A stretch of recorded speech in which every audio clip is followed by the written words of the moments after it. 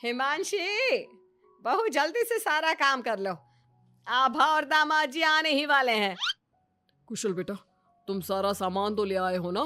और काजू कतली लाए हो या भूल गए? दामाद जी को बहुत पसंद है। हिमांशी और कुशल एक दूसरे से बहुत प्यार करते हैं और अपने माता पिता की सारी बातें मानते हैं। लेकिन जब से कुशल की बहन आभा की शादी हुई है, मानो उसके माता पिता के लिए उनका दामाद ही सब कुछ है। आभा और आहान घर पर आते हैं। सब उनका स्वागत करते हैं। आभा और हिमांशी किचन में खड़ी होकर बातें करती हैं। आभा, कैसे है तुम्हारे ससुराल वाले? तुम्हारा मन तो लग रहा है ना वहाँ? और आहान जी तुम्हारा ख्याल रखते हैं या नहीं?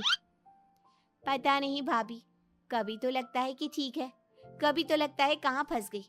जैसे भैया आपकी मदद करते हैं, आपका ख्याल रखते हैं, आहान ऐसे बिल्कुल भी नहीं है। अरे इतना मत सोचो तुम। शुरू शुरू में थोड़ी दिक्कत आती है, लेकिन बाद में सब ठीक हो जाएगा। चलो बाहर चलते हैं। हिमांशी और आभा चाय नाश्ता लेकर बाहर आई। सब लोग आपस में बात करने लगे, लेकिन आहान बहुत घमंडी तरीके से बोलता है। आपका घर तो बहुत बड़ा है ससुर जी। आपका और कुशल का बिजनेस भी बहुत अच्छा चल रहा है, तो आप लोगों ने दहेज देने में इतनी कंजूसी क्यों की? अरे दामाद जी, कैसी बात कर रहे हो? आपके परिवार ने जिस जिस चीज की मांग की थी वो सब हमने आपको दिया है। अगर किसी चीज की फिर भी कमी रह गई है तो बता दीजिए। कुछ चीजें बिना मांगे भी तो दी जा सकती है ससुर जी। आहान, अगर तुम्हें कुछ और चाहिए तो बता दो, हम तुम्हारी सारी इच्छा पूरी करेंगे। आहान प्लेट से बिस्किट उठाकर बोलता है। मांगने से दिया तो क्या दिया, वैसे भी आप लोग मेरी डिमांड कभी पूरी नहीं कर पाओगे। आभा और आहान अपने घर चले गए। उनके जाने के बाद कुशल कहता है। मम्मी, हमने आभा की शादी गलत घर में तो नहीं कर दी? आहान और उसके घर वाले तो लालची लग रहे हैं। अरे चुप कर तू। दामाद ऐसे ही होते हैं, तेरी तरह नहीं कि तूने अपने ससुराल वालों से कुछ नहीं लिया और हर समय अपनी पत्नी से चिपका रहता है। ऑफिस से थका हारा आता है और अपनी पत्नी के साथ घर के कामों में मदद करता है। मम्मी, दहेज लेना तो गलत बात है ना? और हमारे पास किस चीज की कमी है? मैं अगर हिमांशी का घर के काम में हाथ बटाता हूँ तो वो भी मेरा ऑफिस का बहुत सारा काम करती है। इसमें बुरा क्या है? पति पत्नी को एक दूसरे की मदद करनी चाहिए। बेटा, किसी चीज की कमी तो आहान के घर पर भी नहीं है, लेकिन फिर भी हमने उसे दहेज दिया ना। ना केवल दहेज दिया बल्कि उनकी जो भी डिमांड थी वो सारी पूरी की। और उसने क्या किया? आपके और मम्मी के सामने ताने सुनाकर चला गया। आप दोनों को इससे दुख होगा, आहान ने इसका बिल्कुल ख्याल नहीं किया। बेचारी आभा का तो चेहरा देखने लायक था, कितनी शर्मिंदा हो रही थी वो अपने पति की बातों से। इस तरह कुशल ने अपने माता पिता को समझाने की खूब कोशिश की, लेकिन उसके माता पिता आहान को ही सपोर्ट करते रहे।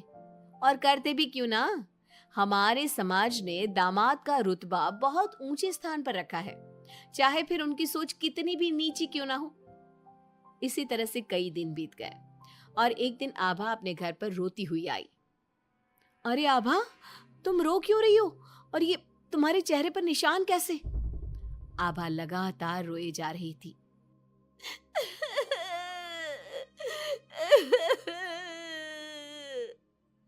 अरे बता मेरी बच्ची, क्या हुआ है तुझे? मत रो इस तरह, मेरा तो दिल बैठा जा रहा है। क्या हुआ है बेटा? हिमांशी और दुर्गा के बार बार पूछने पर आभा ने बताया। मम्मी, मुझे आहान ने बहुत मारा है। क्या? दामाद जी ने तुझ पर हाथ उठाया? लेकिन क्यों? वो रोज शराब पी कर आते हैं और मुझे मारते हैं, लेकिन आज तो उन्होंने हद ही कर दी। क्या आहान जी शराब पीते हैं? ये बात तो उनके घर वालों ने बताई नहीं थी। अरे कौन अपने बच्चों की कमियां बताता है? आने दे तेरे पापा को, वही बात करेंगे आहान और उसके घर वालों से। शाम को जब गिरिराज और कुशल घर पर आए तो उन्हें आभा का चेहरा देखकर बहुत गुस्सा आया, लेकिन वो करते भी क्या, आखिर आहान घर का दामाद है। पर आभा के चेहरे पर चोट के निशान देखकर कुशल से चुप नहीं रहा गया। कुशल ने फोन करके आहान से बात की। आहान, तुम्हारी हिम्मत कैसे हुई मेरी बहन पर हाथ उठाने की? तुम्हारी बहन घर में किसी की बात नहीं सुनती, जो उसके मन में आता है वही करती है। अब तुम ही बताओ मैं कैसे चुप बैठ सकता हूँ। अगर वो किसी की बात नहीं सुनेगी तो तुम उस पर हाथ उठाओगे? मैं तुम्हारी तरह नहीं कि अपनी पत्नी के पीछे पीछे घूमता रहूं। अगर तुम्हारी बहन जरा भी टेढ़ी चली ना तो मैं उसे इसी तरह से मारूंगा। ये बोलकर आहान ने फोन काट दिया। ये सुनकर कुशल को बहुत गुस्सा आया। कुशल ने कहा, अब आभा अपने ससुराल नहीं जाएगी। आपने उसकी शादी गलत इंसान से कर दी। वो आदमी आभा के लायक ही नहीं है। अरे पागल हो गया है क्या? अपनी शादीशुदा बहन को घर पर बिठाएगा? लोग क्या कहेंगे? मम्मी, आपको अपनी बेटी की चिंता है या लोगों की? आहान हमारा दामाद है और घर में छोटे मोटे झगड़े तो होते ही रहते हैं। हमें इन बातों पर ध्यान नहीं देना चाहिए। हम आहान के माता पिता से बात करेंगे। आभा को आहान बिल्कुल पसंद नहीं था, लेकिन उसके माता पिता समाज के डर से उसे बार बार आहान के घर पर भेज देते थे। इस बार भी आभा को अपने ससुराल जाना पड़ा। एक दिन हिमांशी की तबीयत खराब हो गई तो उसने घर का काम नहीं किया। तबीयत खराब होने का बहाना बनाकर सुबह से लेटी है। तुझे इस घर में जितना आराम मिला है ना, दुनिया में किसी बहू को कहीं इतना आराम नहीं मिला होगा। तेरा तो पति भी तेरे साथ काम कराता है। देख मेरी आभा को, बेचारी कितना पिटती है अपने पति से और सारे घर का काम खुद ही करती है। शाम को जब कुशल घर आता है तो हिमांशी उसे सारी बात बताती है। तुम मम्मी की बात का बुरा मत माना करो। मम्मी चाहती है कि मैं उनके निकम्मे दामाद की तरह बन जाऊं, जो अपनी पत्नी की बिल्कुल भी इज्जत नहीं करता। लेकिन मैं ऐसा नहीं बन सकता। कुशल ने हिमांशी का बहुत ख्याल रखा और वो जल्दी ही ठीक हो गई।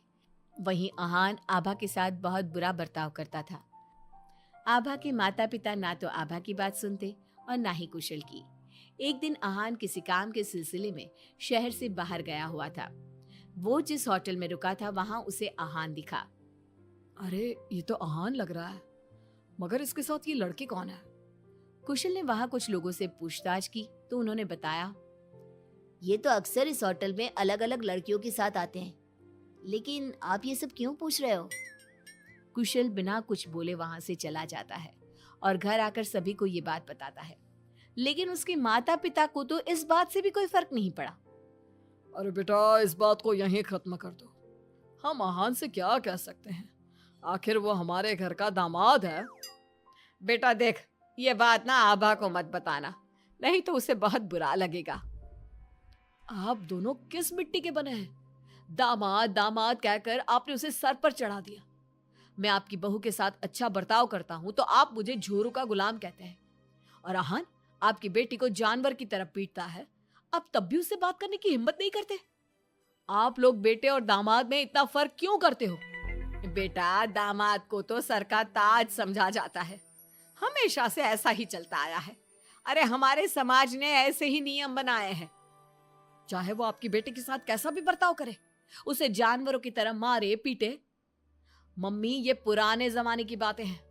आजकल कोई पढ़ी लिखी लड़की इतना नहीं पीट रही जितनी हमारी आभा पीट रही है, वो भी सिर्फ आप दोनों की वजह से। मैं आज ही उसके ससुराल जाकर उसे सारी बात बता दूंगा और आखिरी फैसला उसका होगा। कुशल और हिमांशी आभा के पास जाकर उसे आहान की सारी सच्चाई बता देते हैं। आभा अपने भाई के साथ आ जाती है। घर आकर वो अपने पति को तलाक के पेपर भेजती है। हालांकि गिरिराज और दुर्गा अभी भी अपने दामाद के साथ है और तलाक के खिलाफ। उनको अभी भी समाज की चिंता है।